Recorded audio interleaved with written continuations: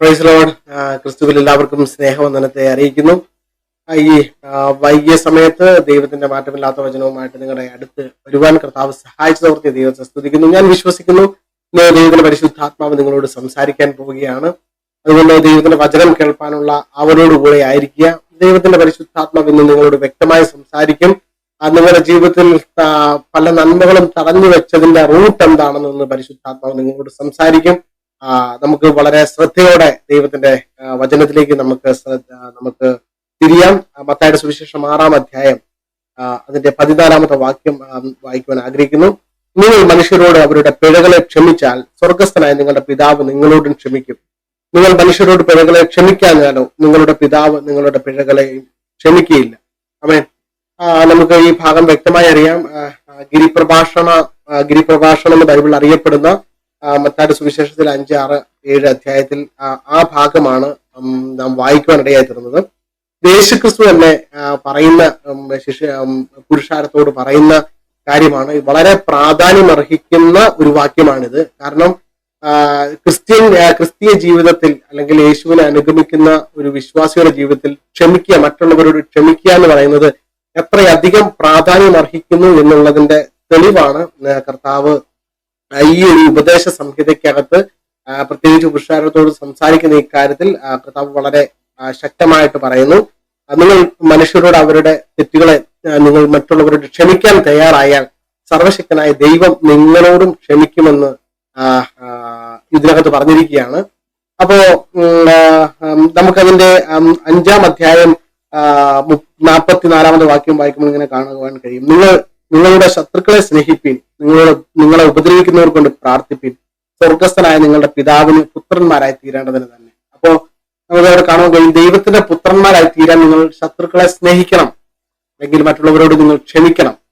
അപ്പോ നമുക്കറിയാം, ഈ ഭൂമിയിൽ ഒരു മാതാവിനും പിതാവിനും രണ്ടു പേർക്ക് കുഞ്ഞുങ്ങളുണ്ടായാൽ അപ്പന്റെ അമ്മയുടെ സ്വഭാവം മക്കൾക്കുണ്ടാകുവാനിടയായി തീരും എന്ന് പറഞ്ഞാൽ നമുക്കിവിടെ കാണാൻ കഴിയും. നിങ്ങൾ സ്വർഗസ്ഥനായ പിതാവിന്റെ പുത്രന്മാരായി തീരേണ്ടതിന് നിങ്ങൾ ശത്രുക്കളെ സ്നേഹിക്കണം. ആമേൻ. അപ്പോ ഇത് ദൈവത്തിന്റെ ഒരു ക്യാരക്ടറാണ് ക്ഷമിക്കുക എന്നുള്ളത്. കാരണം നമുക്കറിയാം, കർത്താവ് നമ്മളോട് നമ്മുടെ തെറ്റുകൾ വിചാരിച്ചാൽ ആമേൻ നമുക്ക് ഈ ലോകത്തെ ദൈവത്തെ സേവിക്കാനുള്ള യാതൊരു യോഗ്യതയുമില്ല. നമ്മൾ വളരെയധികം പാപത്തിന്റെ അടിമത്വത്തിലായിരുന്നു. പക്ഷേ ദൈവം നമ്മോട് ക്ഷമിച്ചത് കൊണ്ടാണ്, ദൈവം നമ്മുടെ കുറവുകളെ കണക്കിടാതെ അതെല്ലാം നമ്മുടെ പാപങ്ങളെ ദൈവം മായ്ച്ചു കളഞ്ഞതുകൊണ്ട്, യേശുക്രിസ്തുവിന്റെ രക്തത്താൽ അവൻ നമ്മുടെ പാപത്തെ മായ്ച്ചു കളഞ്ഞതുകൊണ്ട്, യേശുവിനെ രക്ഷിതാവായി സ്വീകരിക്കുമ്പോൾ നമ്മുടെ പാപങ്ങളെയും ശാപങ്ങളെയും എല്ലാം മായ്ച്ചു കളഞ്ഞതുകൊണ്ടാണ് നമുക്ക് ഈ ദൈവത്തെ ആരാധിപ്പാനുള്ള ഒരു യോഗ്യത ലഭിച്ചത്. അപ്പോ നമുക്കറിയാം, നമ്മുടെ ജീവിതത്തിലെ പല സാഹചര്യങ്ങളിലും നമ്മൾ വളരെയധികം സഹായിച്ചവരും നമ്മൾ വളരെയധികം കരുതിയ ആളുകൾ ചിലപ്പോൾ ഒരു സമയം ഒരു പക്ഷേ അവർ തിരിച്ച് നമുക്ക് തന്ന തിന്മകൾ നിമിത്തം നമുക്ക് പലപ്പോഴും അവരെ ക്ഷമിക്കാൻ കഴിയാത്ത സാഹചര്യങ്ങൾ ഉണ്ടാകാറുണ്ട്. ചിലരെങ്കിലും നമ്മളെ ബുദ്ധിമുട്ടിക്കുകയും അല്ലെങ്കിൽ നമുക്ക് പ്രശ്നങ്ങൾ ഉണ്ടാക്കുകയും ചെയ്യുമ്പോൾ അവരോട് നമുക്ക് ക്ഷമിക്കാനുള്ള ഒരു കൃപ പലപ്പോഴും കിട്ടാറില്ല. ചിലരൊക്കെ എന്റെ ജീവിതത്തിൽ അങ്ങനെ ഉണ്ടായിട്ടുണ്ട്. എനിക്ക് ഒത്തിരി പേരോട് ബുദ്ധിമുട്ടുണ്ടായിട്ടുണ്ട്. ചിലപ്പോഴൊക്കെ വൈരാഗ്യ ചിന്തകളൊക്കെ ഉണ്ടായിട്ടുണ്ട്. പക്ഷെ എന്നാണ് ഈ വചനത്തെക്കുറിച്ച് ഒരു വെളിച്ചം എന്റെ ക്രിസ്തീയ ജീവിതത്തിലേക്ക് വീശിയത്, അന്ന് മുതൽ ഞാൻ മറ്റുള്ളവരോട് ക്ഷമിക്കാനായിട്ട് തുടങ്ങി. ചില വ്യക്തികളോട് നമുക്ക് മനഃപൂർവ്വമായിട്ട് ക്ഷമിച്ചെന്ന് പറഞ്ഞാൽ പോലും നമുക്ക് നമ്മുടെ യഥാർത്ഥത്തിൽ നമുക്കൊരു ക്ഷമിക്കാൻ കഴിയാത്ത സാഹചര്യം ഉണ്ടാകാറുണ്ട്. അല്പമെങ്കിലും ഒരു ഈർഷ്യോ അല്ലെങ്കിൽ ദേഷ്യമോ ഉള്ളതുപോലെ നമുക്ക് ഫീൽ ചെയ്യാറുണ്ട്. അപ്പൊ ഞാനിപ്പോൾ ഈ വചനത്തിൽ സംസാരിച്ചുകൊണ്ടിരിക്കുമ്പോൾ തന്നെ എന്നെ കേട്ടുകൊണ്ടിരിക്കുന്ന ചിലർക്കെങ്കിലും അങ്ങനെ ചില വ്യക്തികളോട് ക്ഷമിക്കാൻ കഴിയാത്തതായിട്ടുണ്ടായിരിക്കും. പക്ഷെ ഞാൻ പറയുന്നു, നിങ്ങൾ മനഃപൂർവ്വമായിട്ട് മറ്റുള്ളവരോട് ക്ഷമിക്കണം. അതിന്റെ ഒരു കാരണം നിങ്ങളുടെ ബ്ലെസ്സിങ്ങിനെ തടയും. നിങ്ങൾ മറ്റുള്ളവരോട് ക്ഷമിച്ചില്ലെങ്കിൽ നിങ്ങൾക്ക് വരുന്ന നന്മയെ, നിങ്ങളുടെ ജീവിതത്തിൽ വരുന്ന ദൈവികമായിട്ടുള്ള നന്മകളെ അത് ബ്ലോക്ക് ചെയ്യാനിടയായി തീരും. ഞാനത് അല്പം കൂടെ സമയം കഴിയുമ്പോൾ ഞാൻ അതിനെക്കുറിച്ച് ഡീറ്റെയിൽഡ് ആയിട്ട് ഞാൻ നിങ്ങൾക്ക് പറഞ്ഞുതരാം. ആമേൻ. ഹല്ലേലൂയ. ദൈവിക നന്മ, ഭവനത്തിനകത്ത് ഉണ്ടാകേണ്ട നന്മകളും അനുഗ്രഹങ്ങളും നാം മറ്റുള്ളവരോട് ക്ഷമിക്കാതിരുന്നാൽ അതിനെ ബ്ലോക്ക് ചെയ്ത് കളയും. അതുകൊണ്ട് ഇത് വളരെയധികം പ്രാധാന്യം അർഹിക്കുന്നതാണ്. ക്രിസ്തീയ ജീവിതത്തിൽ മറ്റുള്ളവരോട് നിങ്ങൾ ക്ഷമിക്കാൻ തയ്യാറാവുക. അപ്പോ ഒരുപക്ഷെ ചില വ്യക്തികളോട് നമുക്ക് ക്ഷമിക്കാൻ ബുദ്ധിമുട്ടുണ്ടാകും. ആമേൻ. അപ്പോൾ നമ്മൾ ചെയ്യേണ്ട ഒരു കാര്യം, നമ്മൾ മനഃപൂർവ്വമായിട്ട് നാം ആ വ്യക്തിയോട് ക്ഷമിക്കാൻ ശ്രമിക്കുക. നാം വീണ്ടും വീണ്ടും ആവർത്തിച്ച് പറയുക, കർത്താവ് ഞാൻ ആ വ്യക്തിയോട് ഞാൻ ക്ഷമിക്കുകയാണ്, കർത്താവ് ഞാൻ ആ വ്യക്തിയോട് ക്ഷമിക്കുകയാണെന്ന് പറയുമ്പോൾ തന്നെ ചില സമയത്ത് അത് പറഞ്ഞുകൊണ്ടിരിക്കുമ്പോൾ നമുക്ക് ആ വ്യക്തിയോട് ദേഷ്യം തോന്നാം. അപ്പൊ നമ്മൾ വീണ്ടും വീണ്ടും ആവർത്തിച്ച് പറയണം, എനിക്ക് ആ വ്യക്തിയോട് ക്ഷമിച്ചേ പറ്റുകയുള്ളൂ, ഞാൻ കർത്താവ് എന്നെ നീ സഹായിക്കണം. ദൈവത്തോട് സഹായം ചോദിക്കണം, പരിശുദ്ധാത്മാവിനോട് സഹായം ചോദിക്കണം. പരിശുദ്ധാത്മാവെ ആ വ്യക്തിയോട് ക്ഷമിക്കുവാനുള്ള ഒരു കൃപ എനിക്ക് തരണം. കാരണം ഈ ക്ഷമിക്കുക എന്ന് പറയുന്നത് ഒരു മനുഷ്യന് സ്വയമായിട്ട് ആർജിച്ചെടുക്കാൻ കഴിയുന്ന ഒരു കാര്യമല്ല. ഇതൊരു ദൈവികമായിട്ടുള്ള ക്യാരക്ടറാണ്. അപ്പോ ദൈവികമായിട്ടുള്ള ക്യാരക്ടർ എന്ന് പറഞ്ഞു കഴിഞ്ഞാൽ, ഒരു മനുഷ്യൻ എന്ന് പറഞ്ഞാൽ അവൻ വളരെയധികം മ്ലേച്ഛതയ്ക്കകത്തും അവന്റെ ക്യാരക്ടറുകളെല്ലാം വളരെ മോശമായിട്ടുള്ളതാണ്. പക്ഷെ ഈ ക്ഷമിക്കുക, മറ്റുള്ളവരെ സ്നേഹിക്കുക, ഇതൊക്കെയും ദൈവത്തിൽ നിന്ന് കിട്ടുന്ന ക്യാരക്ടറുകളാണ്. നമുക്ക് എന്താ പറയുക, ഗോഡ്സ് ക്യാരക്ടറിസ്റ്റിക്സ് എന്ന് പറയുന്ന ആ ഒരു സബ്ജക്ട് പഠിക്കുമ്പോൾ നമുക്ക് മനസ്സിലാവും. അപ്പോ അതിനകത്ത് നമുക്ക് കാണാൻ കഴിയുന്ന ഒരു കാര്യമുണ്ട്, ദൈവത്തിൽ നിന്ന് പകരപ്പെടുന്ന സ്വഭാവമുണ്ട്, ദൈവത്തിൽ നിന്ന് പകരപ്പെടാത്ത സ്വഭാവമുണ്ട്. അപ്പോ ദൈവത്തിൽ നിന്ന് പകരപ്പെടാത്ത സ്വഭാവം എന്ന് പറയുന്നത് ദൈവം ഓൾമൈറ്റിയാണ്, ദൈവം സർവശക്തനാണ്, അത് ദൈവത്തിന്റെ ഒരു സ്വഭാവമാണ്. അതുപോലെ ദൈവം സർവജ്ഞാനിയാണ്, ദൈവം സർവവ്യാപിയാണ്. അപ്പൊ ഇങ്ങനെയുള്ള ദൈവിക സ്വഭാവങ്ങൾ, അങ്ങനെയുള്ള ക്യാരക്ടറിസ്റ്റിക്സ് അതൊന്നും നമ്മളിലേക്ക് പകരപ്പെടുന്നില്ല. എന്നാൽ നമ്മളിലേക്ക് ദൈവത്തിൽ നിന്ന് നമ്മളിലേക്ക് പകരപ്പെടുന്ന സ്വഭാവവിശേഷങ്ങളാണ് മറ്റുള്ളവരെ സ്നേഹിക്കുക, മറ്റുള്ളവരോട് ക്ഷമിക്കുക, ദീർഘക്ഷമ, മറ്റുള്ളവരോട് ദയ ഉണ്ടാകുക, അനുകമ്പ ഉണ്ടാകുക, ഇങ്ങനെ ഹ്യൂമിലിറ്റി, നമുക്ക് എന്താ പറയാ, താഴ്മ ഉണ്ടാകുക. അപ്പൊ നമുക്ക് വചനം വായിക്കുമ്പോൾ അറിയാം, കർത്താവ് യേശു ക്രിസ്തു അവൻ ദൈവത്തോട് സമത്വം ഉണ്ടായിരിക്കെ അതെല്ലാം വേണ്ടെന്ന് വെച്ച് ഈ താണ ഭൂമിയിലേക്ക് ഇറങ്ങി വരിക. അപ്പൊ ഒരു താഴ്മയുടെ അനുഭവം, അപ്പൊ അതൊക്കെ ഭയങ്കര ഏറ്റവും വലിയ കർത്താവ് കാണിച്ചെന്ന ഏറ്റവും വലിയ മാതൃകയാണ്. അപ്പൊ ഇതെല്ലാം ഡിവൈൻ ക്യാരക്ടറിസ്റ്റിക്സ് ആണ്. അപ്പൊ നമുക്കറിയാം, ഇന്നത്തെ കാലത്ത് നമ്മള് പലയിടത്തും നമ്മൾ ഇങ്ങനെയുള്ള കാര്യങ്ങൾക്ക് എന്താ പറയുക, വിശുദ്ധമായിട്ടുള്ള ജീവിതം, വിശുദ്ധിയോടെയുള്ള ജീവിതത്തെ എല്ലാവരും കാണുന്നത് തങ്ങളുടെ അല്ലെങ്കിൽ തങ്ങൾ ആർജിച്ചെടുത്തതാണെന്നുള്ള രീതിയിലാണ് മറ്റുള്ളവരെ കുറ്റപ്പെടുത്തുന്നത്. നമുക്ക് പലരും കുറ്റപ്പെടുത്തുന്ന ആളുണ്ട്, അവർ കൊള്ളത്തില്ല, അവർ ചെയ്യുന്ന തെറ്റാണ്, അവന്റെ ക്യാരക്ടർ ശരിയല്ല, അല്ലെങ്കിൽ ചില ദൈവദാസന്മാരെ പോലും വളരെ മോശമായിട്ട് മീഡിയയിൽ കൂടെ തേജോവധം ചെയ്യുന്നത് കാണാറുണ്ട്. പലപ്പോഴും നമുക്ക് വിഷമം വരും. അവർക്ക് ശരിക്കും പറഞ്ഞാൽ ദൈവത്തിന്റെ വചനത്തിൽ നിന്ന് യഥാർത്ഥ വെളിച്ചം കിട്ടാത്തത് കൊണ്ടാണ് നാം മറ്റുള്ളവരെ വിധിക്കുന്നത്. അല്ലെങ്കിൽ വചനം പറഞ്ഞ് നിങ്ങൾ മറ്റുള്ളവരെ വിധിക്കരുത്. മറ്റുള്ളവരെ വിധിക്കാൻ നമുക്ക് യാതൊരു യോഗ്യതയുമില്ല. കാരണം നമ്മൾ വീഴാതെ നിൽക്കുന്നെങ്കിൽ, നമ്മൾ വിശുദ്ധ ജീവിതം നയിക്കാൻ കഴിയുന്നെങ്കിൽ, ഒരു ഹോളി ലൈഫ് നമുക്ക് നയിക്കാൻ പറ്റുന്നെങ്കിൽ അതൊരിക്കലും നമ്മുടെ കഴിവുകൊണ്ടല്ല.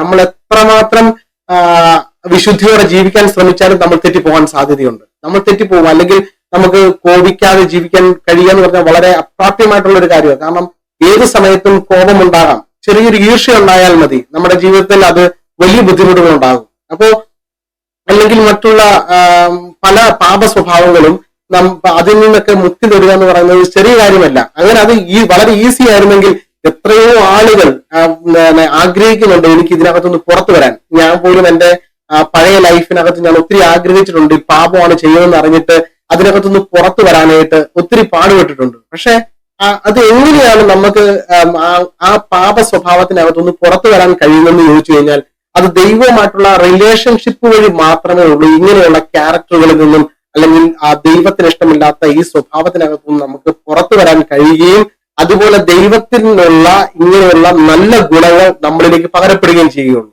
ആമേൻ, ഹല്ലേലൂയ. അപ്പൊ നമ്മൾ ദൈവവുമായിട്ട് ഓരോ ദിവസവും അടുത്തടുത്ത് വരുമ്പോൾ അത് നമ്മൾ പ്രാർത്ഥനയിലും വചനധ്യാനത്തിലും ദൈവത്തോട് സംസാരിക്കുന്നതിലും ദൈവത്തെ ആശ്രയിക്കുന്നതും ചെയ്യുന്നത് മുഖാന്തരം നമ്മൾ വചനം പറഞ്ഞു എന്നോട് അടുത്ത് വരികയും എന്നാൽ ഞാൻ നിങ്ങളോടും അടുത്ത് വരാം. അപ്പോ നമ്മൾ ദൈവത്തോട് അടുക്കാൻ ശ്രമിക്കുമ്പോൾ, നമ്മൾ ഓരോ സ്റ്റെപ്പ് വെക്കാൻ തുടങ്ങുമ്പോൾ ദൈവം ഇങ്ങോട്ട് അടുത്ത് വരാൻ തുടങ്ങും. അപ്പൊ ദൈവം ഇങ്ങോട്ട് അടുത്ത് വരുമ്പോൾ നമ്മൾ പോലും അറിയാതെ ഒരു ഇരുട്ടിനകത്തേക്ക് വെളിച്ചം അടുത്ത് വരുമ്പോൾ ഇരുട്ട് തന്നെ മാറിപ്പോകുമെന്ന് പറഞ്ഞതുപോലെ നമ്മുടെ അകത്തുള്ള പാപ സ്വഭാവം അല്ലെങ്കിൽ പാപത്തിന്റെ കറകൾ അല്ലെങ്കിൽ ഇങ്ങനെയുള്ള ദുഷിച്ച ക്യാരക്ടറുകളൊക്കെ നമ്മിൽ നിന്നും പതിയെ പതിയെ പോകാൻ തുടങ്ങും. എന്നിട്ട് ദൈവത്തിലുള്ള നല്ല ഗുണങ്ങൾ നമ്മിലേക്ക് പകരപ്പെടാൻ തുടങ്ങും. നമുക്കറിയാം, അപ്പോസ്തലനായ പൗലോസിനെ കുറിച്ച് നമ്മൾ പഠിക്കുമ്പോൾ അമേൻ. പൗലോസ് ഏറ്റവും അധികം സഭയെ ഏറ്റവും അധികം ഉപദ്രവിച്ച വ്യക്തിയാണ്. സഭയ്ക്ക് ഏറ്റവും ദോഷം ചെയ്ത വ്യക്തിയാണ്. എത്രയോ പേര്, അല്ലെങ്കിൽ സ്തേഫാനോസിനെ കൊല്ലുന്നതിൽ അപ്പോസ്തലനായ പൗലോസ് കൂടെ നിന്ന വ്യക്തിയാണ്. അപ്പോ അങ്ങനെ സഭയെ ദുഷിക്കുകയും സഭയെ തകർത്തു കളയാൻ ശ്രമിക്കുകയും ചെയ്ത് യാതൊരു ദയവും കാണിക്കാതെ സഭയെ മനുഷ്യരെ പീഡിപ്പിച്ച ഒരു വ്യക്തി. പക്ഷെ യേശുവായിട്ടൊരു എൻകൗണ്ടർ ഉണ്ടായപ്പോൾ, ദൈവവുമായിട്ട് അവിടെ ഒരു കൂട്ടിമുട്ടൽ ഉണ്ടായപ്പോൾ അവന്റെ സ്വഭാവം ഒരൊറ്റ നിമിഷത്തിൽ ഭയങ്കര വ്യത്യാസപ്പെട്ട് ടേൺ ചെയ്യുക. അതൊരു സുപ്രഭാതത്തിൽ സംഭവിച്ചതല്ല, ആ എൻകൗണ്ടറിൽ സംഭവിച്ച ദൈവവുമായിട്ടുള്ള കൂട്ടിമുട്ടലിൽ സംഭവിച്ചതാണ്. അതുകൊണ്ടാണ് ഞാൻ പറഞ്ഞത്, ഇത് നമുക്ക് അക്വയർ ചെയ്ത് നമുക്ക് എന്താ പറയുക, നമുക്ക് ആർജിച്ചെടുക്കാൻ പറ്റുന്ന ഒരു കാര്യമല്ല വിശുദ്ധ ജീവിതം. അതുകൊണ്ട് നിങ്ങൾക്ക് ഇഷ്ടമുള്ള പോലെ ജീവിക്കാം, നിങ്ങൾ പാപത്തിൽ ജീവിച്ചോളാനല്ല ഞാൻ പറഞ്ഞതിന്റെ സാരം. നിങ്ങളുടെ അകത്ത് ഒരു ആഗ്രഹം ഉണ്ടാകണം, എന്റെ ഈ പാപ സ്വഭാവം എന്നിനകത്തുനിന്ന് മാറിപ്പോകണം, എനിക്ക് ഇതിനകത്തുനിന്ന് പുറത്തു വന്നേ പറ്റുകയുള്ളെന്നുള്ള ആ ഒരു ചിന്തയോടുകൂടെ നിങ്ങൾ ദൈവസന്നിധിയിൽ പ്രാർത്ഥിക്കുകയും ദൈവവചനം ധ്യാനിക്കുകയും ദൈവത്തോട് അടുക്കുകയും ചെയ്യുമ്പോൾ ദൈവത്തിൽ നിന്നും ഇങ്ങനെയുള്ള മറ്റുള്ളവരെ സ്നേഹിക്കാനും ശത്രുക്കളെ സ്നേഹിക്കാനുള്ള കൃപ നമ്മുടെ മേൽ പകരപ്പെടാൻ തുടങ്ങും. മറ്റുള്ളവരോട് ക്ഷമിക്കാനുള്ള കൃപ പകരപ്പെടാൻ തുടങ്ങും. അമേൻ, ഹല്ലേലൂയ. ഇന്ന് പകലിൽ എന്നെ കേൾക്കുന്ന ആരെങ്കിലും അമേൻ മറ്റുള്ളവരോട് ക്ഷമിക്കാൻ കഴിയാതിരിക്കുന്നെങ്കിൽ ഞാൻ ഇന്ന് നിങ്ങളെ ബ്ലസ് ചെയ്യാണ്. ദൈവം ഇന്ന് പരിശുദ്ധാത്മാവിന്റെ ശക്തി നിങ്ങളുടെ മേൽ വരട്ടെ. പരിശുദ്ധാത്മാവ് നിങ്ങൾക്ക് അങ്ങനെയുള്ള ഒരു കൃപ തരട്ടെ, ഒരു ദീർഘക്ഷമ നിങ്ങളുടെ മേൽ പകരട്ടെ. ഞാൻ ആത്മാവിൽ ഞാൻ ബ്ലസ് ചെയ്യുകയാണ്. അപ്പോ എന്തുകൊണ്ടാണ് ക്ഷമിക്കണമെന്ന് ആധികാരികമായിട്ട് വചനത്തിനകത്ത് പറയുന്നത്? അപ്പോ പറയുന്നു, നിങ്ങൾ ക്ഷമിച്ചാൽ കർത്താവും ദൈവവും നിങ്ങളോട് ക്ഷമിക്കും. അപ്പോ ഞാനൊരു ഉദാഹരണം പറയാം. നമ്മളൊരു വ്യക്തിയെ പരിചയപ്പെട്ടു. ആ വ്യക്തിയുമായിട്ട് നമുക്കൊരു ചെറിയ ബുദ്ധിമുട്ടുണ്ടായി, ആശയപരമായിട്ടൊരു ബുദ്ധിമുട്ടുണ്ടായി. അപ്പോ നമുക്ക് എന്ത് പറ്റി? നമ്മൾ അന്നേരം അദ്ദേഹത്തോട് ദേഷ്യപ്പെട്ടു, കോപിച്ചു. നമുക്ക് ആ വ്യക്തിയോട് ക്ഷമിക്കാൻ കഴിയാത്ത ചില വാക്കുകൾ അദ്ദേഹം പറഞ്ഞു.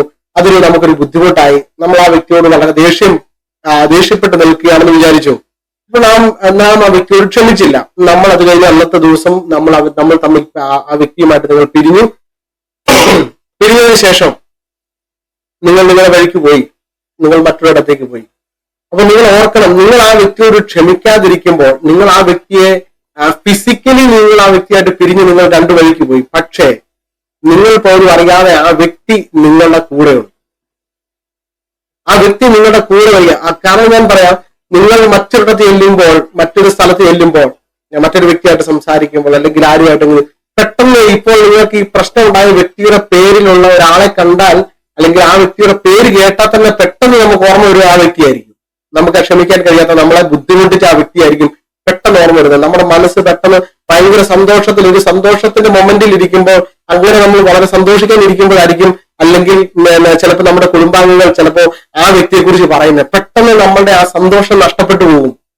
ഒരു നിമിഷത്തിൽ നമ്മൾ സന്തോഷിച്ചിരുന്ന വ്യക്തി പെട്ടെന്ന് ദേഷ്യത്തിലേക്ക് പോകാൻ ഇടയായി തരും. അതെന്തുകൊണ്ടാണ്?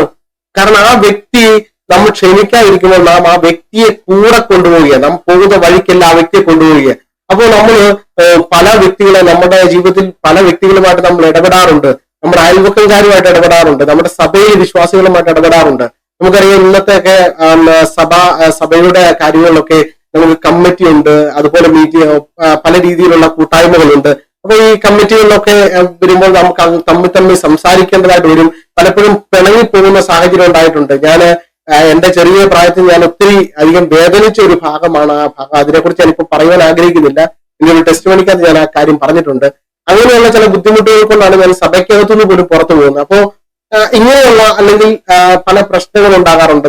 തമ്മിലുള്ള വാഗ്വാദങ്ങള്, പരസ്പരം ബഹുമാനിക്കാൻ കഴിയുന്നില്ല, ബഹുമാനിക്കാതെ സംസാരിക്കുക, പിന്നെ അത് ഭയങ്കര ഈർഷ്യയായി തിരിച്ചുപോയി തമ്മിൽ ക്ഷമിക്കാൻ കഴിയുന്നില്ല, വീണ്ടും ഒരുമിച്ചിരുന്ന് ആരാധിക്കുന്നുണ്ടെങ്കിലും ക്ഷമിക്കാതിരുന്ന് ആരാധിക്കാം. ഇതൊക്കെ വലിയ തെറ്റാണ്. അപ്പോ നമുക്ക് ആ വ്യക്തിയെ നമ്മൾ ഫേസ്ബുക്കിൽ നമ്മൾ ചിലപ്പോൾ സ്ക്രോൾ ചെയ്യുന്ന സമയത്ത് ആ വ്യക്തിയുടെ ഫോട്ടോ കണ്ടാൽ പോലും നമ്മളെ വളരെയധികം നമ്മൾ പാനിക്കാവുകയും നമുക്ക് ഭയങ്കര ദേഷ്യം വരികയും ചെയ്യും. ആ വ്യക്തിയെ നമ്മൾ നേരിട്ട് കാണുന്നില്ല എങ്കിൽ പോലും നമ്മുടെ അകത്ത് ആ ദേഷ്യം വീണ്ടും വരിക. അപ്പൊ അതിന്റെ കാരണം മറ്റൊന്നുമല്ല, നിങ്ങൾ ആ വ്യക്തിയോട് ക്ഷമിക്കാത്തത് കൊണ്ട് തന്നെ ആ വ്യക്തി നിങ്ങളുടെ കൂടെയുണ്ട്. നിങ്ങൾ ആ വ്യക്തിയുമായിട്ടാണ് നടക്കുന്നത്. നിങ്ങൾ ആ ഒരു ഭാരം ചുമന്നുകൊണ്ട് നടക്കുക. ആ വ്യക്തി എന്ന് പറയുന്ന ആ വ്യക്തികൾക്ക് ഉണ്ടായ ബുദ്ധിമുട്ട്, ആ ഒരു വിഷമം, അതൊരു ഭാരം പോലെ നിങ്ങളുടെ തലയിൽ നിങ്ങൾ ചുമന്നുകൊണ്ട് നടക്കുക. അപ്പോ നിങ്ങൾക്ക് പല ഇതുപോലെ 10 50 വ്യക്തികളുമായിട്ട് പ്രശ്നമുണ്ടെന്ന് വിചാരിച്ചു. ഞാൻ അങ്ങനെ ഒരു കണക്ക് പറഞ്ഞതേ ഉള്ളൂ. അങ്ങനെ നമുക്ക് വ്യക്തികളുമായിട്ട് ഒരു പ്രോബ്ലം ഉണ്ടെങ്കിൽ, നമുക്ക് ക്ഷമിക്കാൻ കഴിയാത്ത ബുദ്ധിമുട്ടുണ്ടെങ്കിൽ, നിങ്ങൾ അത്രയും വ്യക്തികളുമായിട്ടാണ് നടക്കുന്നത്. ആമേൻ, ഹല്ലേലൂയ. അപ്പൊ നിങ്ങൾ പോകുന്ന സമയത്ത് ദൈവത്തിന് ഒരിക്കലും നിങ്ങളുടെ മേൽ ഒരു ബ്ലെസ്സിങ് പകരാൻ കഴിയത്തില്ല. ദൈവത്തിന് ഒരിക്കലും നിങ്ങളുടെ മേൽ ഒരു നന്മ പകരാൻ കഴിയത്തില്ല. കാരണം നിങ്ങൾ കറപ്റ്റഡ് ആയിട്ടിരിക്കുന്നത് കൊണ്ട് തന്നെ, നിങ്ങൾ ആ വ്യക്തിയോട് ക്ഷമിക്കാൻ കഴിയാത്തത് കൊണ്ട് തന്നെ അവൻ ദൈവത്തിന് നിങ്ങളുടെ മേൽ ഒരു നന്മ പകരാൻ കഴിയത്തില്ല. അപ്പൊ ഞാൻ ഇന്ന് ആത്മാവ് നിങ്ങളോട് പറയുക, നിങ്ങൾ മനഃപൂർവ്വമായിട്ട് ആ വ്യക്തികളോട് നിങ്ങൾ ക്ഷമിച്ചു നോക്കിക്കേ, നിങ്ങളുടെ ശരീരം ബോഡി ഫ്രീ ആകുമെന്ന് നിങ്ങൾക്ക് തിരിച്ചറിയാൻ കഴിയും. ഞാൻ ഈ സത്യം മനസ്സിലാക്കിയപ്പോൾ എനിക്ക് നിരവധി ആൾക്കാരുമായിട്ട് പ്രശ്നം ഉണ്ടായിരുന്നു, നിരവധി ആൾക്കാരുമായിട്ട് ബുദ്ധിമുട്ടുണ്ടായിരുന്നു, ഒത്തിരി പാസ്റ്റേഴ്സുമായിട്ട് എനിക്ക് പ്രോബ്ലം ഉണ്ടായിരുന്നു, ഒത്തിരി പേരുമായിട്ട് എനിക്ക് ബുദ്ധിമുട്ടുണ്ടായിരുന്നു. പക്ഷെ ഞാൻ ഈ കാര്യം മനസ്സിലാക്കിയപ്പോൾ ഞാൻ പറഞ്ഞു, ഞാൻ നിങ്ങളെല്ലാവരും ഫ്രീ ആക്കി വിടുക, നിങ്ങളോടെല്ലാം ഞാൻ ക്ഷമിച്ചു, മനഃപൂർവ്വമായിട്ട് ക്ഷമിക്കുക, നിങ്ങൾ തിരിച്ചു വിളിക്കൂ എന്ന് പറഞ്ഞു. ഞാൻ തന്നെ എനിക്ക് ക്ഷമിക്കാൻ പറ്റാത്ത ആളുകളുണ്ടായിരുന്നു. പക്ഷെ ഞാൻ വായിക്കൊണ്ട് പലതവണ പറഞ്ഞു ഞാൻ ദൈവത്തോട് പ്രാർത്ഥിക്കർത്താവേ, എനിക്ക് അവരോട് ക്ഷമിച്ചേ പറ്റുകയുള്ളൂ, അവരോട് ക്ഷമിക്കാനുള്ള കൃപ നീ എനിക്ക് തരണമെന്ന് പറഞ്ഞ് പരിശുദ്ധാത്മാവിനോട് ഞാൻ പലതവണ പ്രാർത്ഥിച്ച് അവരോടുള്ള ആ വേദന ഹൃദയത്തിനകത്തുനിന്ന് ഞാൻ എടുത്തു കളഞ്ഞു. അപ്പൊ നമ്മൾ അത് കളഞ്ഞില്ലെങ്കിലുള്ള കുഴപ്പം, ഇത് നമ്മുടെ ഹൃദയത്തിനകത്ത് വസിക്കും. ആ വ്യക്തി ഒരു വേദനയായി, ഒരു നൊമ്പരമായിട്ട് നിങ്ങളുടെ അകത്ത് കാണും. ഒരിക്കലും അത് പോകത്തില്ല. നിങ്ങൾ ക്ഷമിക്കാതെ ആ വ്യക്തി നിങ്ങളുടെ ഹൃദയത്തിനകത്തുനിന്ന് പോകത്തില്ല. എപ്പോൾ നിങ്ങൾ ആ വ്യക്തിയുടെ പേര് കേട്ടാൽ പോലും നിങ്ങളുടെ അകത്ത് പെട്ടെന്ന് കയ്പിന്റെ അനുഭവം വരും. ആ കയ്പ് നിങ്ങളുടെ ഏറ്റവും നല്ല ഒരു അറ്റ്മോസ്ഫിയറിനെ പോലും മോശമാക്കും. അപ്പൊ ഞാൻ പറയാം, ഒരു നല്ല പായസത്തിനകത്ത് അല്ലെങ്കിൽ നല്ല ഒരു ഫുഡിനകത്തേക്ക് കയ്പുള്ള എന്തെങ്കിലും ഒരു സാധനം പോലെ ആ ഫുഡിനെ മുഴുവൻ മലിനമാക്കുന്നത് പോലെ തന്നെ നിങ്ങളുടെ അകത്ത് ഇങ്ങനെ ഒരു സാധനം ഹിഡൻ ആയി കിടക്കുന്നുണ്ടെങ്കിൽ, ഒരു വ്യക്തിയോട് നിങ്ങൾ ക്ഷമിക്കാതെ കിടക്കുന്നുണ്ടെങ്കിൽ എപ്പോ വേണമെങ്കിലും ആ സാധനം പൊങ്ങി വരാം. അത് നിങ്ങൾ നോക്കുമ്പോൾ നിങ്ങൾ സാധാരണ ജീവിതത്തിൽ നിങ്ങൾ പോകുമ്പോൾ, നിങ്ങൾ ക്ഷമിക്കാതെ പോകുമ്പോൾ നിങ്ങൾ അത് കാണുന്നില്ലായിരിക്കും. പക്ഷെ ഇത് അകത്ത് കിടപ്പുണ്ട്. പക്ഷെ എപ്പോഴെങ്കിലും ഇതിന് പുറത്തു വരാൻ പറ്റുന്ന ഒരു സാഹചര്യം വരുമ്പോൾ ഇത് പെട്ടെന്ന് പുറത്തു വരികയും അത് നിങ്ങളുടെ അന്നേരത്തെ ഒരു സന്തോഷത്തിന്റെ അറ്റ്മോസ്ഫിയറിലെ ഈ ഒരു ഒറ്റ ചിന്ത പെട്ടെന്ന് സ്പോയിൽ ചെയ്ത് കളയും. ആമേൻ, ഹല്ലേലൂയ. അതുകൊണ്ട് ഞാനിന്ന് നിങ്ങളോട് പറയുക, നിങ്ങളുടെ അകത്ത് ആരെങ്കിലും അങ്ങനെ ഇരിപ്പുണ്ടെങ്കിൽ, ക്ഷമിക്കാൻ കഴിയാതെ അങ്ങനെ ഏതെങ്കിലും വ്യക്തികളെ നിങ്ങൾ ഹൃദയത്തിൽ ചുമന്നുകൊണ്ട് നടക്കണമെങ്കിൽ ഇന്ന് വൈകുന്നേരം നിങ്ങൾ അവരെ പറഞ്ഞു വിടണം. നിങ്ങളുടെ ഹൃദയത്തിനകത്ത് നിങ്ങൾ അവരെ പിടിച്ചിറക്കി വിടണം. നിങ്ങൾക്ക് ചിലപ്പോൾ ആ വ്യക്തി ഒരു പക്ഷേ ആ വ്യക്തിക്ക് വേണ്ടി നിങ്ങൾ ഒത്തിരി നന്മകൾ ചെയ്തായിരിക്കും, നിങ്ങൾ ഒത്തിരി കാര്യങ്ങൾ ചെയ്തായിരിക്കും, നിങ്ങൾ ഒത്തിരി അദ്ദേഹത്തിന് വേണ്ടി അധ്വാനിച്ചതായിരിക്കും. നിങ്ങൾ ഒരിക്കലും അവരിൽ നിന്നും ഇങ്ങനെ ഒരു പ്രതികരണം പ്രതീക്ഷിച്ച് കാണത്തില്ല. പക്ഷേ ദൈവത്തിന് വചനം പറയുക, നിങ്ങൾ അവരോട് മനഃപൂർവ്വമായിട്ട് ക്ഷമിക്കുക. നിങ്ങൾ ആ വ്യക്തിയെ മനഃപൂർവ്വമായിട്ട് നിങ്ങൾ ക്ഷമിച്ച് നിങ്ങൾ അവരെ നിങ്ങളുടെ ഹൃദയത്തിനകത്തൊന്ന് ഇറക്കി വിടുക. അത് നിങ്ങൾ ചെയ്താൽ ദൈവത്തിൽ നിന്നും അനേകം നന്മകൾ നിങ്ങളുടെ ഭവനത്തിനകത്തേക്ക് നിങ്ങളിലേക്ക് വരുന്നതായിട്ട് കാണുവാൻ കഴിയും. എല്ലാറ്റിനും ഉപരി നിങ്ങൾ ഫ്രീ ആകുന്നത് കാണുവാനിടയാവും. അപ്പൊ ഞാൻ പറഞ്ഞു, എനിക്ക് അങ്ങനെ ചില ബുദ്ധിമുട്ടുണ്ടായിരുന്നു. ഞാനത് ഏറ്റു പറഞ്ഞ് ആ വ്യക്തികളോട് ഞാൻ ക്ഷമിച്ചു കഴിഞ്ഞപ്പോൾ എനിക്ക് മനസ്സിലായി, എന്റെ മൈൻഡ് ഭയങ്കരമായിട്ട് ഫ്രീ ആയി. അതിനു മുമ്പ് എനിക്ക് ഇങ്ങനെ ബുദ്ധിമുട്ടുണ്ടാക്കിയ വ്യക്തികൾ കാരണം എനിക്ക് എന്റെ ലൈഫിനകത്ത് എനിക്ക് സന്തോഷിക്കാൻ പറ്റാത്ത ഒത്തിരി അനുഭവം ഉണ്ടായി. കാരണം പെട്ടെന്ന് നമ്മൾ ഫോൺ ഇങ്ങനെ എടുക്കുമ്പോൾ ചിലപ്പോൾ നമ്മൾ ആരുടെയും കോൺടാക്ട്സ് എടുക്കാൻ വേണ്ടി സ്ക്രോൾ ചെയ്യുമ്പോഴായിരിക്കും ഈ വ്യക്തിയുടെ പേര് കാണുന്നത്. പെട്ടെന്ന് ഈ വ്യക്തിയുടെ പേര് കാണുമ്പോൾ തന്നെ നമ്മുടെ അന്നേരത്തെ മൂഡ് സ്പോയിൽ ആയി പോകും. അന്നേരം പെട്ടെന്ന് നമ്മുടെ മൈൻഡ് ചേഞ്ച് ആയി പോകും. അങ്ങനെ ഒത്തിരി അനുഭവങ്ങൾ ഉണ്ടായിട്ടുണ്ട്. അപ്പോ എന്നാണോ ദൈവത്തിന്റെ പരിശുദ്ധാത്മാവ് ഇങ്ങനെ ഒരു വെളിച്ചം എന്റെ ജീവിതത്തിലേക്ക് വീശിയത്, അന്ന് എന്റെ ലൈഫിനകത്ത് ഭയങ്കര ചേഞ്ച് സംഭവിക്കാൻ തുടങ്ങി. അന്ന് മുതൽ എന്റെ ലൈഫിനകത്ത് ദൈവം എനിക്ക് അസാധാരണമായി നന്മ ചെയ്യുന്നത് എനിക്ക് കാണുവാൻ കഴിഞ്ഞു. എന്റെ ആവശ്യങ്ങളുടെ മധ്യത്തിലും പല രീതിയിലുള്ള കാര്യങ്ങളുടെ മധ്യത്തിലും ഒക്കെ ദൈവത്തിന്റെ കരം പ്രവർത്തിക്കുന്ന എനിക്ക് കാണാൻ കഴിഞ്ഞു. അതുവരെ എന്നോട് പ്രശ്നം ഉണ്ടാകുന്നവർ എന്നോട് ഇങ്ങോട്ട് വന്ന് സംസാരിക്കാൻ തുടങ്ങി. ഞാൻ ദൈവത്തോട് പറഞ്ഞു, എന്റെ പ്രശ്നങ്ങളെ ഞാൻ നിന്റെ കാര്യത്തിൽ തരിക, ഞാൻ അവരോടെല്ലാം ക്ഷമിക്കുക, ആ വിഷയങ്ങളെല്ലാം കർത്താവ് നീ സോൾവ് ചെയ്യണം. ഞാനത് സോൾവ് ചെയ്യാൻ അല്ലെങ്കിൽ ഞാൻ എന്താ പറയുക, ഞാൻ അതിനെക്കുറിച്ച് സംസാരിച്ച് വഷളാകാനോ ഒന്നിനും ഞാൻ പോകുന്നില്ല. ദൈവം ഞാൻ ആ വ്യക്തിയോട് ക്ഷമിക്കുകയാണ്. ഞാൻ ആ വ്യക്തിയോട് മനഃപൂർവ്വമായിട്ട് യാതൊരു മിസ്റ്റേക്കും ഇല്ല, എന്റെ ഹൃദയത്തിനകത്ത് ആ വ്യക്തിയെക്കുറിച്ച് ദോഷമായിട്ടൊന്നുമില്ല, ഞാൻ ആ വ്യക്തിക്ക് വേണ്ടി പ്രാർത്ഥിക്കുക എന്ന് പറഞ്ഞുകൊണ്ട് ഞാൻ ആ വ്യക്തികൾക്ക് വേണ്ടി പ്രാർത്ഥിക്കാൻ തുടങ്ങി. ഞാൻ ദൈവത്തിന് പരിശുദ്ധാത്മാവിനോട് പറഞ്ഞു, കർത്താവേ, എന്റെ ഹൃദയത്തിനകത്ത് അങ്ങനെ ഒരു കയ്പ് ഉണ്ടാകരുതേ, ആ വ്യക്തികളോട് ഒരു രീതിയിലുള്ള കയ്പ് ഉണ്ടാകരുതെന്ന് പറഞ്ഞ് ഞാൻ ആത്മാർത്ഥമായി പ്രാർത്ഥിക്കാൻ തുടങ്ങിയപ്പോൾ എന്റെ ജീവിതത്തിനകത്ത് അസാധാരണമായ ബ്ലെസ്സിങ്ങുകൾ ദൈവം ചെയ്യാനിടയായത്. അപ്പൊ നമുക്ക് ഈ വചനം വായിച്ചപ്പോൾ നമുക്ക് കാണുവാൻ കഴിയും, നിങ്ങളുടെ ശത്രുക്കളെ സ്നേഹിപ്പിൻ, നിങ്ങളെ ഉപദ്രവിക്കുന്നവർക്ക് വേണ്ടി പ്രാർത്ഥിപ്പിൻ, സ്വർഗസ്ഥനായ നിങ്ങളുടെ പിതാവിന് പുത്രന്മാരായി തീരേണ്ടതിന് തന്നെ. അപ്പോ ദൈവത്തിന്റെ പുത്രന്മാരായിട്ടിരിക്കുക എന്നുള്ളതാണ് നമ്മളെ കുറിച്ചുള്ള ദൈവത്തിന്റെ ഇഷ്ടം. അപ്പൊ ദൈവത്തിന്റെ പുത്രന്മാരായിരിക്കണമെങ്കിൽ ദൈവം ക്ഷമിക്കുന്നത് പോലെ, ദൈവം മറ്റുള്ളവരോട് ക്ഷമിക്കുന്നത് പോലെ. വചനം താഴ്ത്തു വായിക്കുമ്പോൾ കാണാൻ കഴിയും, അവൻ ദുഷ്ടന്മാരുടെ മേലും നല്ലവരുടെ മേലും തന്റെ സൂര്യനെ ഉദിപ്പിക്കുകയും നീതിമാന്മാരുടെ മേലും നീതി കെട്ടവരുടെ മേലും മഴ പെയ്യുകയും ചെയ്യുന്നുവല്ലോ. ദൈവത്തെ ദുഷിച്ചു പറയുന്നവരും അവൻ അന്യദൈവത്തെ സേവിച്ച് അവൻ ചിലപ്പോൾ പ്രാർത്ഥിക്കുമ്പോൾ പോലും അവന് നന്മ കൊടുക്കുന്നത് ദൈവമാണ്. അവന് വേണ്ടതെല്ലാം കരുതി കൊടുക്കുന്ന ദൈവമാണ്. ഈ ലോകത്തിൽ എത്ര മനുഷ്യരുണ്ടോ, ഈ ലോകത്തിൽ എത്ര ജനങ്ങളുണ്ടോ, എത്ര കോടി ജനങ്ങളുണ്ടോ, അവർ ദൈവത്തെ എത്ര കുറ്റം പറഞ്ഞാലും എത്രയൊക്കെ ദുഷിച്ചു പറഞ്ഞാലും ദൈവം അവർക്ക് വേണ്ടി ഇതെല്ലാം ദൈവം പ്രൊവൈഡ് ചെയ്യുന്നുണ്ട്. ദൈവത്തിന്റെ സൂര്യനെ ഉദിപ്പിച്ചു കൊടുക്കുന്നു, മഴ കൊടുക്കുന്നു, അവർ കൃഷി ചെയ്താൽ അവർക്ക് അതിന്റെ ഫലം കൊടുക്കുന്നുണ്ട്. എല്ലാം ദൈവം ചെയ്യുന്നുണ്ട്. കാരണം ദൈവം അവരോട് മനഃപൂർവ്വമായിട്ട് ഇപ്പോൾ ക്ഷമിച്ചിരിക്കുകയാണ്. അപ്പോൾ ദൈവം പറയുകയാണ്, അങ്ങനെ ഒരു സ്വഭാവത്തിലേക്ക് നമ്മളും വരണം, ദൈവത്തിന്റെ പുത്രന്മാര്. അല്ലെങ്കിൽ നമുക്ക് കാണുവാൻ കഴിയും, ദൈവത്തിനെതിരായിട്ട് സംസാരിക്കുന്ന ദൈവം ആ സമയത്ത് ദൈവത്തിന് നശിപ്പിച്ചു കളയാൻ കഴിയും. പക്ഷെ ദൈവം അവർക്ക് വീണ്ടും ദൈവത്തെ അവരോട് ക്ഷമിച്ചിട്ട് അവർക്കൊരു അവസരം കൊടുക്കുക, അവർക്ക് തിരിച്ച് മാനസാന്തരപ്പെട്ട് വരാൻ. അപ്പോൾ നമ്മൾ ഇത് മനസ്സിലാക്കി, നമ്മൾ ഈ ദൈവത്തിന്റെ പദ്ധതി എന്താണെന്ന് മനസ്സിലാക്കി നാം അവരോട് സുവിശേഷം പറഞ്ഞ് നിങ്ങളുടെ പാപത്തിൽ നിന്നും പുറത്തു വരണമെന്ന് പറഞ്ഞ് നമ്മൾ അവരെ രക്ഷയിലേക്ക് കൊണ്ടുവരുമ്പോൾ അവരും യേശുവിനെ യഥാർത്ഥമായി അറിയുമ്പോൾ അവരുടെ ഇങ്ങനെയുള്ള ക്യാരക്ടറുകൾ അവരിൽ നിന്ന് മാറുക. ദൈവം അതാണ് എല്ലാ മനുഷ്യനെ കുറിച്ചും ആഗ്രഹിക്കുന്നത്. ദൈവം ഒരു മനുഷ്യനും നശിച്ചു പോകാൻ ദൈവം ആഗ്രഹിക്കുന്നില്ല. ഈ ലോകത്തിലെ എത്ര കൊടിയ പാപിയിലായിക്കൊള്ളട്ടെ, അവൻ എത്ര കൊലപാതകം ചെയ്ത വ്യക്തി ആയിക്കൊള്ളട്ടെ, എത്ര മ്ലേച്ഛതയ്ക്കകത്ത് കിടന്ന വ്യക്തി ആയിക്കൊള്ളട്ടെ, എത്ര പ്രാവശ്യം വ്യഭിചാരം ചെയ്ത വ്യക്തിയും ആയിക്കൊള്ളട്ടെ, ദൈവം ഒരു വ്യക്തിയെ തള്ളിക്കളയാൻ ആഗ്രഹിക്കുന്നില്ല. പിശാച് ഒരു വ്യക്തിയെ ഏറ്റവും കയ്യിലെടുത്ത് ഉപയോഗിച്ചിരിക്കാം. തന്റെ ലൈഫിന്റെ ഒരു ഭൂരിഭാഗം സമയങ്ങളും ഏറ്റവും കൂടുതൽ സമയങ്ങളും പാപത്തിന്റെയും മ്ലേച്ഛതയ്ക്കകത്ത് പോയൊരു വ്യക്തിയായിരിക്കാം. പക്ഷെ ദൈവം നിങ്ങളെയും സ്നേഹിക്കുക, ദൈവം അവരെയും സ്നേഹിക്കുക. എത്ര പാപം ചെയ്താലും ദൈവം സ്നേഹിക്കുന്നു, ദൈവം അവരോട് ക്ഷമിക്കുന്നു. അവർ ഇപ്പോഴും മാനസാന്തരപ്പെട്ട് ദൈവത്തോട് പാപം ഏറ്റു പറഞ്ഞാൽ ദൈവം അവരോട് ക്ഷമിക്കുവാനിടയായിത്തീരും. ആമേൻ, ഹല്ലേലൂയ. അപ്പൊ നിങ്ങൾ അങ്ങനെ ഇരിക്കുമ്പോൾ ചിലപ്പോൾ ചിലർക്ക് ഇങ്ങനെ ഒരു ചോദ്യം ഉണ്ടാകും, അങ്ങനെയെങ്കിൽ യൂദാ തെറ്റ് ചെയ്തിട്ട് യൂദാ ദൈവത്തെ കർത്താവിനെ ഒറ്റിക്കൊടുത്തു, അപ്പൊ യൂദായോട് എന്താ ദൈവം ക്ഷമിക്കാഞ്ഞത് എന്ന് ചോദിക്കും. അങ്ങനെയുള്ള ചോദ്യം പലയിടത്തും ചോദിക്കുന്നത് ഞാൻ കേട്ടിട്ടുമുണ്ട്. ഞാൻ ആ ഭാഗം വായിച്ചപ്പോഴും ഞാൻ അതിനെക്കുറിച്ച് ധ്യാനിച്ചപ്പോഴും ദൈവത്തിന്റെ പരിശുദ്ധാത്മാവ് എനിക്ക് തന്നൊരു ചിന്ത ഞാൻ നിങ്ങളുമായി ഷെയർ ചെയ്യാം. യൂദാ തെറ്റ് ചെയ്തു, ശരിയാണ്, കർത്താവിനെ ഒറ്റിക്കൊടുത്തു. ഞാൻ വിശ്വസിക്കുന്നു യൂദായുടെ പാപത്തിന്റെ പരിഹാരത്തിന് വേണ്ടി കൂടിയാണ് കർത്താവ് കാൽവരിയിൽ യാഗമായി തീർന്നത്. യൂദായെ അനുദപിച്ച് തന്റെ തെറ്റേറ്റു പറഞ്ഞിരുന്നെങ്കിൽ കർത്താവ് നിശ്ചയമായിട്ടും യൂദായോട് ക്ഷമിച്ചേനെ.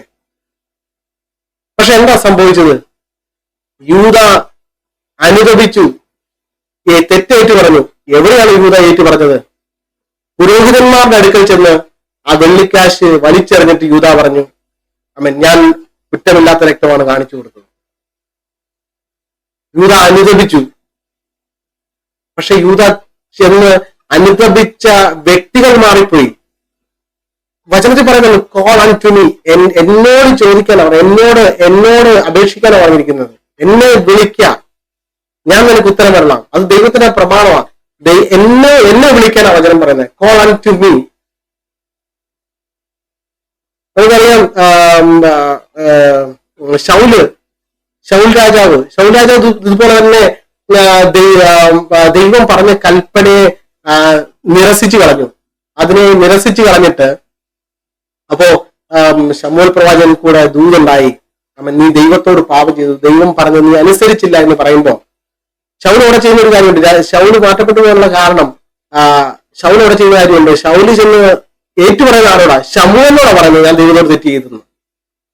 ശമൂവേലല്ല അവിടെ, ശമൂവേൽ പ്രവാചകനല്ല എന്താ പറയുക അവന്റെ തെറ്റ് ക്ഷമിക്കേണ്ടത്. ശമൂവേൽ പ്രവാചകനോടല്ല തെറ്റേറ്റു പറയേണ്ടത്. നിങ്ങൾ ദാവീദിന്റെ ചരിത്രം എടുത്ത് നോക്കിയേ. ദാവീദ് ഇതുപോലെ വലിയൊരു കുറ്റം ചെയ്തു. നാഥാൻ പ്രവാചകൻ വന്നു. നാഥാൻ പ്രവാചകൻ ദാവീദിനോട് പറഞ്ഞു, ദാവീദിനോട് പറഞ്ഞു, നീ വലിയ തെറ്റ് ചെയ്തിരിക്കുകയാണ്. വളരെ ഉപമകളോടുകൂടെ ആ കാര്യം പറഞ്ഞു. ഞാൻ ആ ഭാഗത്തിലേക്ക് കൂടുതൽ കടക്കുവാൻ ആഗ്രഹിക്കുന്നില്ല. തെറ്റ് പറഞ്ഞ ആ കാര്യം പറഞ്ഞപ്പോ ദാവീദ് നാഥാനോടല്ല ഏറ്റു പറഞ്ഞത്. ദാവീദ് എന്നാലെ താൻ പോയി മുട്ടുമടക്കി താൻ പ്രാർത്ഥിക്കാൻ തുടങ്ങി. കർത്താവേ, ദൈവമേ, ഞാൻ തെറ്റ് ചെയ്തു പോയി, ഞാൻ നിന്നോട് തെറ്റ് ചെയ്തു, ഞാൻ വലിയ പാതകം ചെയ്തിരിക്കുകയാണ്. ദാവീദ് അത് ദൈവത്തോട് ഏറ്റു പറഞ്ഞു. ദൈവം അത് കണക്കിട്ടില്ല, ദൈവം ക്ഷമിച്ചു. ശൗലിനെ നോക്കിക്കേ, ശൗല് തെറ്റ് ചെയ്തു, ശൗലിനോട് ദൈവം പുറത്തില്ല. കാരണം അത് ദൈവത്തിന്റെ പ്രമാണം അനുസരിച്ചല്ല ശൗല് ചെയ്തത്. കോൾ അൺടു മീ, എന്നോട് എന്നെ വിളിച്ചപേക്ഷിക്കുക, ഞാൻ നിനക്ക് ഉത്തരം തരലാം എന്നാണ് വചനം പറഞ്ഞത്. അപ്പോ യൂദായും ഇതുപോലെയാണ്. യൂദ ഒരിക്കലും ദൈവത്തോടല്ല അനുദപിച്ചത്. ദൈവത്തോട് അനുദപിച്ചിരുന്നെങ്കിൽ അവനോടും ക്ഷമിക്കുമായിരുന്നു. അപ്പൊ ഈ ലോകത്തിലെ സകല മനുഷ്യനോടും ക്ഷമിക്കാനാണ് ദൈവത്തിന് ഇഷ്ടം. ദൈവം ക്ഷമിച്ചുകൊണ്ടായിരിക്കുന്നു. അതുകൊണ്ടാണ് ദൈവം മനുഷ്യനെ തകർത്ത് കളയാതെ, ഈ ഭൂമിയെ നശിപ്പിച്ചു കളയാതെ. അപ്പോ ഞാൻ പറഞ്ഞതിന് സാരം, അപ്പോൾ ക്ഷമിക്കുക എന്ന് പറയുന്നത് ഏറ്റവും വലിയ കാര്യമാണ്. അത് ദൈവത്തിന്റെ പുത്രന്മാരാക്കി നമ്മെ മാറ്റുന്ന കാര്യമാണ്. ദൈവത്തിന്റെ പുത്രന്മാർ എന്ന് പറയുന്നത് വലിയൊരു പ്രിവിലേജാണ്. ആ പ്രിവിലേജ് എന്താണെന്ന് ചോദിച്ചു കഴിഞ്ഞാൽ അത് നമുക്ക് അടുത്തൊരു ദിവസങ്ങളിൽ എപ്പോഴെങ്കിലും സമയം കിട്ടുമ്പോൾ നമുക്ക് ആ ഭാഗത്തെ കുറിച്ച് ചിന്തിക്കാം. ദൈവത്തിന്റെ പുത്രൻ എന്ന് പറയുന്ന പ്രിവിലേജ് എന്താണ്, എങ്ങനെയാണ് ഒരു പുത്രൻ എന്ന് പറഞ്ഞാൽ എങ്ങനെയാണ് ഭൂമിയിൽ നടക്കേണ്ടത്, അല്ലെങ്കിൽ അവർക്കുണ്ടാകേണ്ട നന്മകൾ എങ്ങനെയാണ്, അവരെങ്ങനെ കാര്യങ്ങളെ ജയിക്കും, അവരെ പരാജയപ്പെടുത്താൻ കഴിയത്തില്ല. ദൈവത്തിന്റെ പുത്രനെ പരാജയപ്പെടുത്താൻ കഴിയത്തില്ല. യേശു എവിടെയെങ്കിലും പരാജയപ്പെട്ടത് കാണാൻ കഴിയുമോ? യേശു എവിടെയെങ്കിലും പരാജയപ്പെട്ടിട്ടുണ്ടോ? അങ്ങനെയെങ്കിൽ ഞാനും നിങ്ങളും ദൈവത്തിന്റെ പുത്രനും പുത്രിമാരും ആണെങ്കിൽ നമ്മൾ ഒരിടത്തും പരാജയപ്പെടത്തില്ല. ആമേൻ.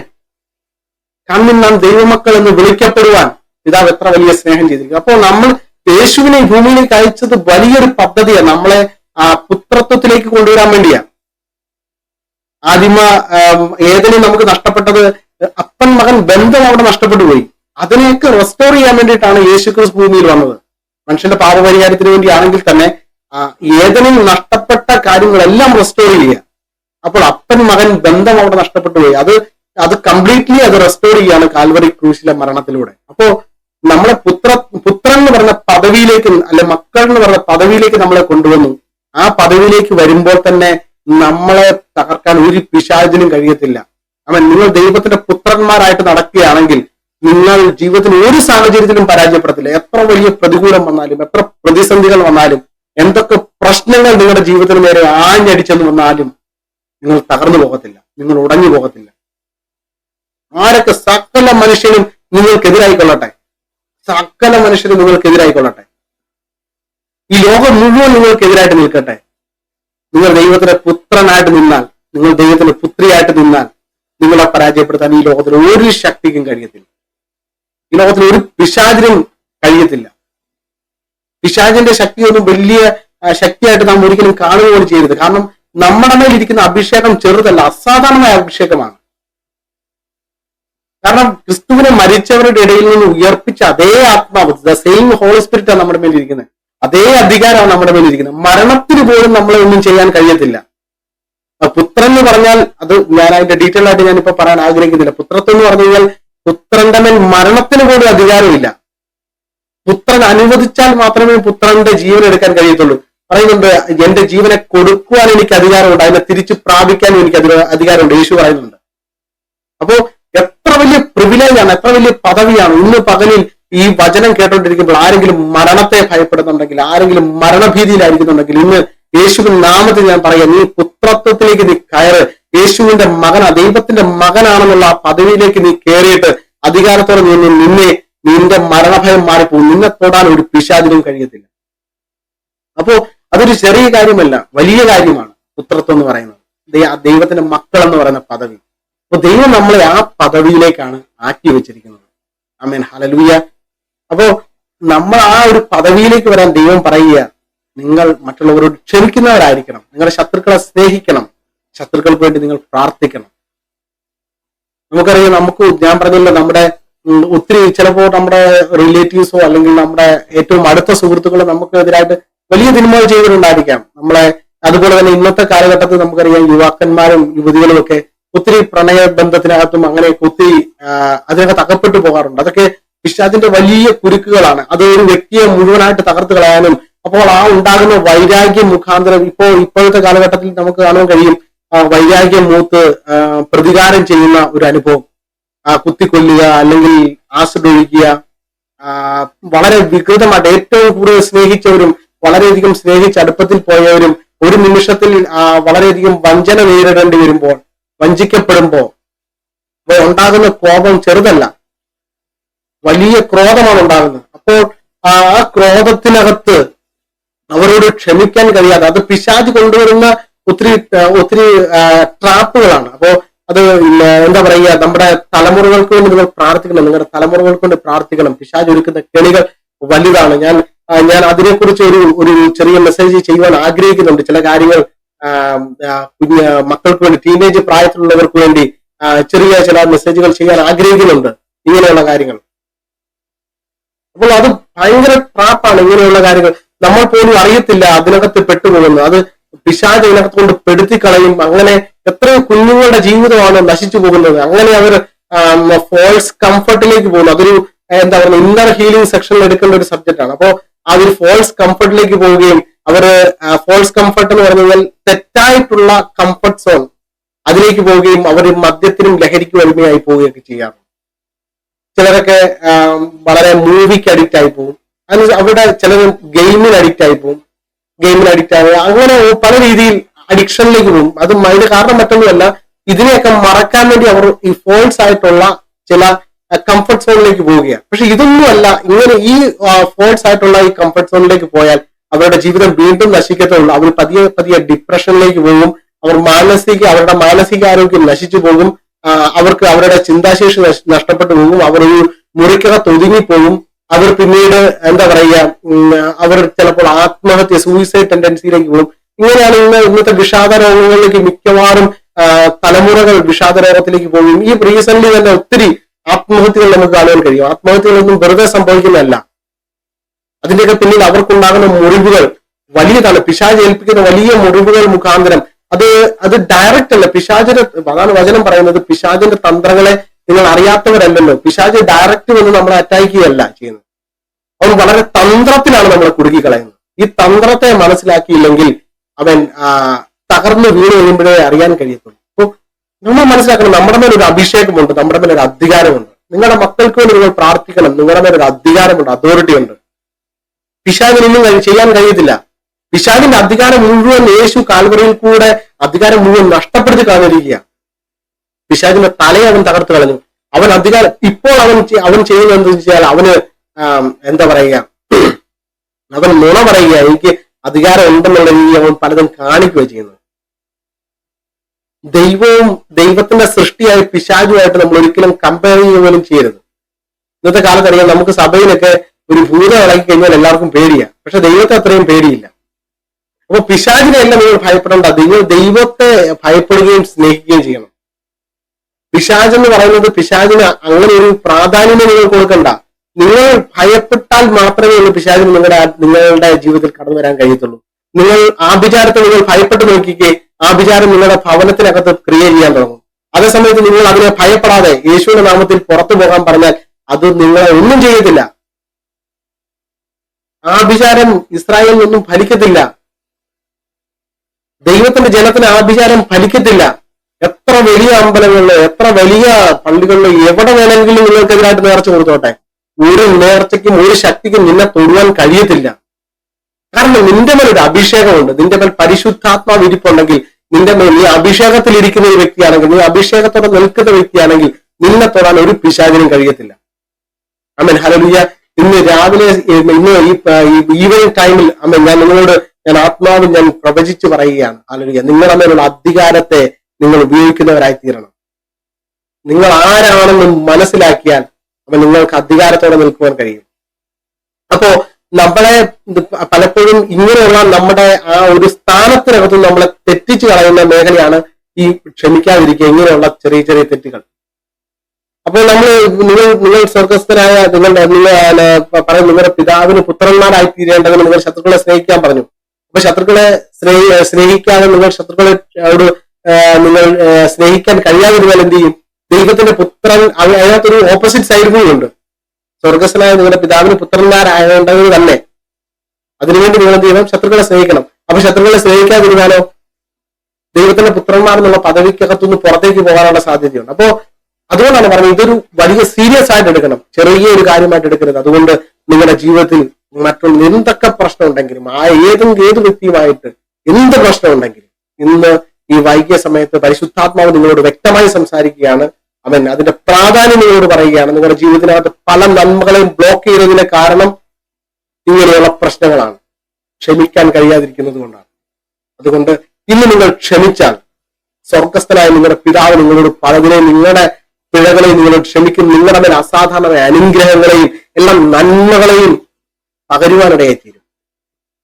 ആമേൻ, ഹല്ലേലൂയ. ആരെങ്കിലും എന്നെ കേൾക്കുന്ന ആരെങ്കിലും മറ്റുള്ളവരോട് ക്ഷമിക്കാൻ കഴിയാത്തവര് ഈ വചനം കേൾക്കുന്നെങ്കിൽ ഇന്ന് പരിശുദ്ധാത്മാവിനോട് ഒരു നിമിഷത്തിൽ എന്നോട് ചേർന്ന് പ്രാർത്ഥിക്കാം. ഇന്ന് എന്നോട് ചേർന്ന് ഞാൻ ഇപ്പോൾ അവസാന സമയത്ത് പ്രാർത്ഥിക്കുമ്പോൾ എന്നോട് ചേർന്ന് പ്രാർത്ഥിച്ചാൽ, കർത്താവേ എനിക്ക് ആ വ്യക്തിയോട് ക്ഷമിക്കണം, എനിക്ക് ആ വ്യക്തിയെ എന്റെ ഹൃദയത്തിനകത്തുനിന്ന് പുറത്തു കളയണം. കർത്താവ് നീ മാത്രം മതി എന്റെ ഹൃദയത്തിനകത്തുനിന്ന്. എന്റെ ഹൃദയത്തിനകത്ത് എല്ലാ വിധത്തിലുമുള്ള നെഗറ്റീവ് തോട്ട്സും കർത്താവ് എടുത്തു മാറ്റണമേ, എന്നിൽ നിന്ന് അത് എടുത്തു മാറ്റണമേ എന്ന് നിങ്ങൾക്ക് ആത്മാവിൽ നിന്ന് പ്രാർത്ഥിക്കാൻ കഴിയുമോ? ദൈവം നിങ്ങളുടെ ജീവിതത്തിൽ അസാധാരണമായ അത്ഭുതം ചെയ്യും. ഞാൻ ഒരു വാക്ക് നിങ്ങൾക്ക് വേണ്ടി പ്രാർത്ഥിക്കുവാൻ ആഗ്രഹിക്കും. ഞങ്ങളുടെ സ്വർഗീയ പിതാവേ, നല്ല സമയത്തിനായി ഞാൻ സ്തോത്രം ചെയ്തു പ്രാർത്ഥിക്കും. കർത്താവ് ഈ വചനം കേട്ട എല്ലാ വ്യക്തികളെയും കർത്താവിന്റെ കരങ്ങളിൽ തരും. കർത്താവ് ഇന്ന് കേട്ട വചനം നിമിത്തം ഇവർ ശുദ്ധിയുള്ളവരായി തീരണം. കർത്താവ് ഇതിനകത്ത് ആരെങ്കിലും മറ്റുള്ളവരോട് ക്ഷമിക്കാൻ കഴിയാതെ കർത്താവ് ജീവിതത്തിൽ ബുദ്ധിമുട്ടുന്നുണ്ടെങ്കിൽ കർത്താവ് പരിശുദ്ധാത്മാവ് അവരെ സഹായിക്കുമാറണമേ. കർത്താവെ മറ്റുള്ളവരോട് ക്ഷമിക്കാൻ, അവരോട് ചിലപ്പോൾ നെഗറ്റീവായിട്ടുള്ള അവർക്ക് എന്തെങ്കിലും ബുദ്ധിമുട്ട് ചെയ്തിട്ടുള്ള ഏതെങ്കിലും വ്യക്തികളുണ്ടെങ്കിൽ അവരോട് മനഃപൂർവ്വമായിട്ട് ക്ഷമിക്കാനുള്ള ഒരു കൃപ പരിശുദ്ധാത്മാവ് നീ അവർക്ക് പറഞ്ഞു കൊടുക്കണമെന്ന് ഞാൻ ആത്മാവിൽ ഞാൻ അവരോട് അപേക്ഷിക്കുകയാണ്. ദൈവത്തിന്റെ കരുതൽ ആ ഭവനങ്ങൾക്കകത്ത് വരട്ടെ. കർത്താവ് ഏതെങ്കിലും രീതിയിൽ അവരുടെ നന്മകളെ കർത്താവ് ഇത് മുഖാന്തരം അവർക്ക് ബ്ലോക്ക് ചെയ്യപ്പെട്ടിട്ടുണ്ടെങ്കിൽ ഇന്ന് ഞാൻ ആത്മാവിൽ ഞാനിപ്പോൾ ഞാൻ കൽപ്പിച്ചു പറയുകയാണ്, കർത്താവ് അവരുടെ ജീവിതത്തിനകത്ത് അസാധാരണമായ നന്മകളെ അനുഗ്രഹങ്ങളെ കർത്താവ് പകരപ്പെടട്ടെ. കർത്താവ് ഇന്ന് പരിശുദ്ധാത്മാവ് വ്യക്തമായി അവരോട് സംസാരിച്ചല്ലോ. അവരുടെ ജീവിതത്തിനകത്ത് അസാധാരണമായ വിടുതലുകൾ സംഭവിക്കട്ടെ, നന്മകൾ ഉണ്ടാകട്ടെ. കർത്താവ് അവിടുന്ന് അത്ഭുതം ചെയ്തതിനായി സ്തോത്രം. In Jesus name.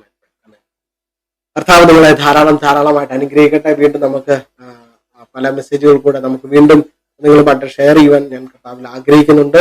അതുകൊണ്ട് നിങ്ങൾ ഈ മീഡിയ വഴിയുള്ള മെസ്സേജുകൾ മറ്റുള്ളവരിലേക്ക് നിങ്ങൾ ഷെയർ ചെയ്യാൻ നിങ്ങൾക്ക് ഇത് അനുഗ്രഹമായി തീർന്നെന്ന് വിശ്വസിക്കുന്നു. അനുഗ്രഹമായെങ്കിൽ നിങ്ങൾ അത് കമന്റ് ബോക്സിൽ നിങ്ങൾ രേഖപ്പെടുത്താം. നിങ്ങൾക്ക് വേണ്ടി ഞങ്ങൾ പ്രാർത്ഥിക്കുന്നു. നിങ്ങൾ ഞങ്ങൾക്ക് വേണ്ടിയും ഞങ്ങളുടെ മിനിസ്ട്രിക്ക് വേണ്ടിയും പ്രത്യേകം പ്രാർത്ഥിക്കണമെന്ന് ഓർപ്പിക്കുന്നു. God bless you all.